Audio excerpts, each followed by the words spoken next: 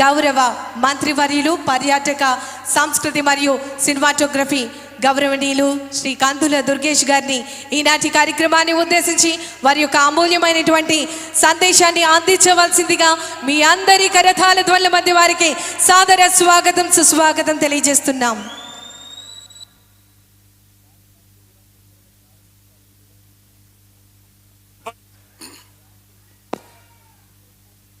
ప్రపంచ రాజకీయ చరిత్రలోనే పోటీ చేసినటువంటి 21 సీట్లలో 100% స్ట్రైకింగ్ రేట్ తోటి 21 మంది శాసనసభ్యుల్ని నెగ్గించుకుని 2 పార్లమెంటు స్థానాలకు పోటీ చేస్తే 2 పార్లమెంటు స్థానాలని నెగ్గించుకుని మనందరికీ కూడా మార్గదర్శకంగా ఇవాళ ప్రపంచంలోనే 100% స్ట్రైకింగ్ రేట్ తోటి అధికారంలో భాగస్వామి అవ్వడానికి ప్రధాన కారకులైనటువంటి శ్రీ కొణిదెల పవన్ కళ్యాణ్ గారికి మనందరి తరఫున కూడా ప్రత్యేకమైనటువంటి ధన్యవాదాలు తెలియజేస్తా ఉన్నాను.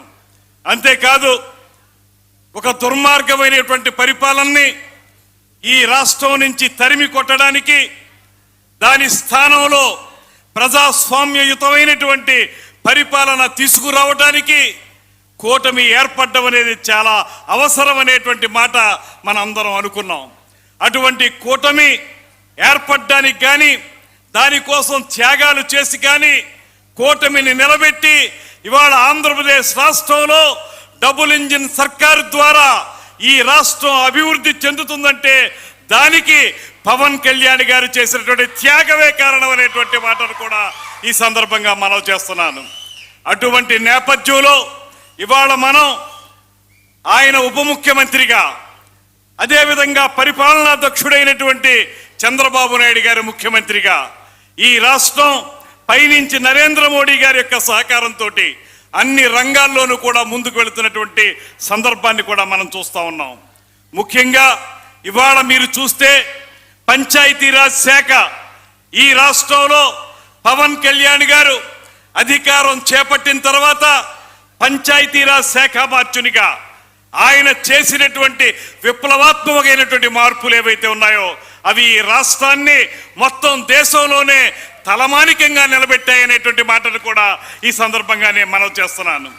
ఒకే ఒక్క రోజున రాష్ట్రం యావత్తు గ్రామ సభలు నిర్వహించి పల్లె పండుగ ద్వారా ఈ రాష్ట్రంలో గడిచిన సంవత్సరాల కాలంలో అనేక అభివృద్ధి కార్యక్రమాలు ఇవాళ మనం చూస్తే ఏ గ్రామంలోకి వెళ్ళినప్పటికీ కూడా గ్రామీణ లింకు రోడ్లన్నీ కూడా అద్భుతంగా నిర్మించుకోగలిగాం.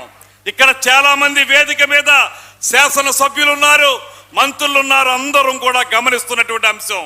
ఆర్ఎన్బి రోడ్ల విషయంలో కూడా ఆ రకమైనటువంటి ప్రగతి జరుగుతున్నప్పటికీ కూడా ముఖ్యంగా గ్రామీణ రోడ్ల విషయంలో పంచాయతీరాజ్ సర్వుల మొత్తంగా ఈ రాష్ట్రంలో ప్రతి మారుమూల ప్రాంతానికి రోడ్లు నిర్మించడానికి అవకాశం కల్పించినటువంటి నాయకులు శ్రీ పవన్ కళ్యాణ్ గారు అనేటువంటి మాటను కూడా మీ అందరికీ మనవి చేస్తున్నాను. ఆయనకి రమారమి 2,10,000 రూపాయలు ఆయనకి ప్రతి నెల వేతనం వస్తుంది.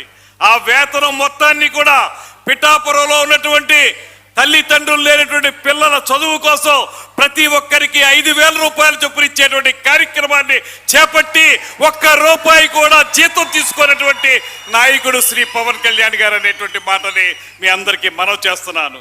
అంతేకాదు, గోదావరి పక్కనే ఉన్నా లేకపోతే గోదావరి తాలూకా కాలువలు పక్కనే ఉన్నప్పటికీ కూడా గుక్కెడు మంచినీళ్లు తాగడానికి కూడా నోచుకోనటువంటి అనేక గ్రామాలు ఆ రోజున 2019 నుంచి 24 వరకు జల జీవన్ మిషన్ కార్యక్రమాన్ని అడుగంటేలా చేసినటువంటి వైఎస్ఆర్ ప్రభుత్వం చేస్తే ఇవాళ అధికారంలోకి వచ్చిన వెంటనే గోదావరి గ్రిడ్ అనేటువంటి ఆ కార్పొరేషన్ ని ప్రారంభించి ఎవరికైతే దాహార్తితో ఉన్నటువంటి ప్రజలు గ్రామాల్లో ఉన్నారో వారందరికీ కూడా మంచినీళ్లు అందించడానికి జల జీవన్ మిషన్ అనేటువంటి కార్యక్రమం ద్వారా ఉమ్మడి ఉభయ గోదావరి జిల్లాల్లో, అటుపక్క ప్రకాశం జిల్లాలో అన్ని ప్రాంతాల్లో కూడా ఆ కార్యక్రమాన్ని మా పెరవలి గ్రామంలో ప్రారంభించినటువంటి మహానుభావుడు శ్రీ పవన్ కళ్యాణ్ గారు అనేటువంటి మాటలు కూడా ఈ సందర్భంగా నేను మనవి చేస్తున్నాను.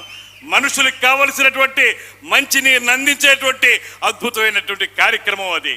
అంతేకాదు అటవీ సంరక్షణ కానీ, మరో పక్కన ఎకో టూరిజం కానీ, ఇలాగ ఆయన తీసుకున్నటువంటి అటవీ శాఖ, పర్యావరణ శాఖ, పంచాయతీరాజ్ శాఖ, ఆర్డబ్ల్యూ శాఖ తీసుకున్నటువంటి శాఖలన్నిటిలో కూడా ఒక్క నెల రోజుల్లోనే మొత్తం అవగాహన చేసుకుని అధ్యయనం చేసి వాటన్నిటినీ కూడా అద్భుతంగా కార్యక్రమాల రూపంలో ఆచరణలో పెట్టగలుగుతున్నటువంటి ఏకైక నాయకుడు శ్రీ కొణిదెల పవన్ కళ్యాణ్ గారు అనేటువంటి మాటను కూడా మీ అందరికీ నేను మనవి చేస్తున్నాను.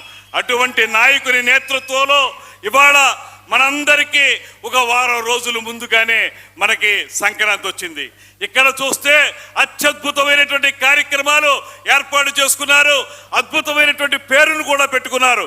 పిఠాపురం అనే మాటే కానీ పీఠికాపురం అనేటువంటి ఆ పదం చాలా అద్భుతమైనటువంటి మాట తెలుగులో. పీఠికాపుర సంక్రాంతి మహోత్సవాలు అనేటువంటి పేరు పెట్టడం ద్వారా మన సాంప్రదాయాన్ని, అనూచానంగా వస్తున్నటువంటి మన యొక్క కళాత్మక వైభవాన్ని ప్రపంచం అందరికీ తెలియజెప్పే విధంగా ఈ కార్యక్రమాన్ని రూపొందించడానికి వెనకాల ఉండి నడిపించినటువంటి నాయకులు శ్రీ పవన్ కళ్యాణ్ గారు. ఇవాళ ఇక్కడ చూస్తే అంతరించిపోతున్న కళలు, తోలు బొమ్మలాట కానీ, తప్పెడుగుళ్ళు కానీ, జముకలాట కానీ, హరికథ కానీ, బుర్రకథ కానీ, ఇతరత్ర ఏ జానపద కళారూపాలు ఉన్నాయో వాటన్నిటికీ సంబంధించినటువంటి కార్యక్రమాల ప్రదర్శన ఇక్కడ ఏర్పాటు చేసుకున్నాం. అంతేకాదు ఆంధ్రప్రదేశ్కు మాత్రమే ప్రత్యేకమైనటువంటి సంస్కృతిగా ఉన్నటువంటి చేనేత వస్త్రాల వడకటం కానివ్వండి, లేకపోతే కొండపల్లి బొమ్మలు, అదేవిధంగా ఇతరత్ర మన సాంప్రదాయాలు ఏవైతే ఉన్నాయో వాటన్నిటి తాలూకా ప్రత్యేకమైన స్టాల్ ఏర్పాటు చేసుకున్నాం. అదేవిధంగా ఇక్కడ టూరిజం శాఖకు సంబంధించి పవన్ కళ్యాణ్ గారి యొక్క స్ఫూర్తి ఎల్ల వేళలా కూడా మా టూరిజం శాఖకి ఎంతగానో ఉపయోగపడుతుంది. పర్యావరణాన్ని ఈ రాష్ట్రంలో అద్భుతంగా నిలబెట్టడానికి, ప్రపంచ పర్యాటక గమ్యస్థానంగా ఆంధ్రప్రదేశ్ నిలబెట్టడానికి పవన్ కళ్యాణ్ గారు ఇస్తున్నటువంటి సూచనలు మాకు ఎంతో ఉత్తేజభరితంగా ఉన్నాయనేటువంటి మాటలు కూడా ఈ సందర్భంగా మనవి చేస్తూ, ఇవాళ ఒక్కటే నేను ప్రత్యేకంగా చెప్పదలుచుకున్నాను. ఈ రాష్ట్రంలో పేదవాడి కంట కన్నీరు తుడవడానికి, పేదల మొహాల్లో చిరునవ్వు చూడ్డానికే రాజకీయాల్లోకి వచ్చి, రాజకీయ అధికారం అంటే అది డబ్బున్న వాళ్ళకో పరపతున్న వాళ్ళకో కాదు, పేదవాడికి అందాలనేటువంటి మాటతోటి పార్టీని ప్రారంభించి ఈ 10 సంవత్సరాల కాలంలో మొక్కవోని ధైర్యంతో ఏనాడు కూడా కష్టం వచ్చినా నష్టం వచ్చినా వెన్ను చూపకుండా స్థిర చిత్తంతో నిలబడి ఇవాళ ఆంధ్రప్రదేశ్ రాష్ట్ర ప్రభుత్వంలో భాగస్వాములుగా జనసేన పార్టీ శ్రేణులందరం కూడా తలెత్తుకు నిలబడగలుగుతున్నా ఉంటే దానికి కారణం శ్రీ కొణిదెల పవన్ కళ్యాణ్ గారు అనేటువంటి మాటని మీకు మనవి చేస్తున్నాను. ఆ రోజు ఆయన త్యాగం చేసి ఉండకపోతే, కూటమి ఏర్పడాలనేటువంటి ఆలోచన చేసి ఉండకపోతే, లేకపోతే ఈ రాష్ట్రంలో నియంతృత్వ ప్రభుత్వ విధానాలని తోలనాడాలనేటువంటి ఆలోచన చేసి ఉండకపోతే ఇవాళంత ప్రజాస్వామ్యతమైనటువంటి అధికారం మనకు వచ్చి ఉండేది కాదు.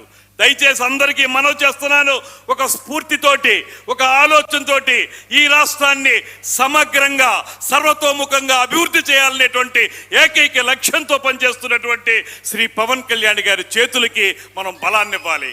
ఆయన చేసే ప్రతి కార్యక్రమాన్ని ముందుకు తీసుకెళ్ళడానికి మనందరం కృషి చేయాల్సినటువంటి అవసరం చాలా ఉందనేటువంటి మాటని మీ అందరికీ మనవి చేసుకుంటున్నాను. ఇవాళ మనం ఉత్సాహభరితమైనటువంటి పండుగ వాతావరణంలో ఉన్నాం. అందరం కూడా సుఖశాంతులతోటి ఈ సంక్రాంతిని జరుపుకుందాం. సంక్రాంతిని జరుపుకోవడం మాత్రమే కాదు, శ్రీ పవన్ కళ్యాణ్ గారి ఈ కార్యక్రమాలను ఏర్పాటు చేయడంలో ప్రధాన ఉద్దేశం ఏంటంటే, ఇవాళ వస్తున్నటువంటి మార్పుల వల్ల, కొత్త తరం సినిమాల వల్ల, లేకపోతే ఇతరత్ర కార్యక్రమాల వల్ల మన సాంప్రదాయ కళారీతులు ఏవైతే ఉన్నాయో అవి అంతరించిపోతున్నాయి. వాటన్నిటినీ పునరుజ్జీవింపజేయాలని, మళ్ళీ ఆ కళాకారులను ఆదుకోవాలని, ఆ రకమైనటువంటి చేతి వృత్తుల్ని పోషించాలనేటువంటి ఆలోచనతోటే ఇవాళ ఈ సంక్రాంతి సంబరాల్ని ఈ రకంగా శ్రీ పవన్ కళ్యాణ్ గారు ఏర్పాటు చేయడం జరిగింది. ఇది మనందరికీ ఆనందదాయకమైన విషయం.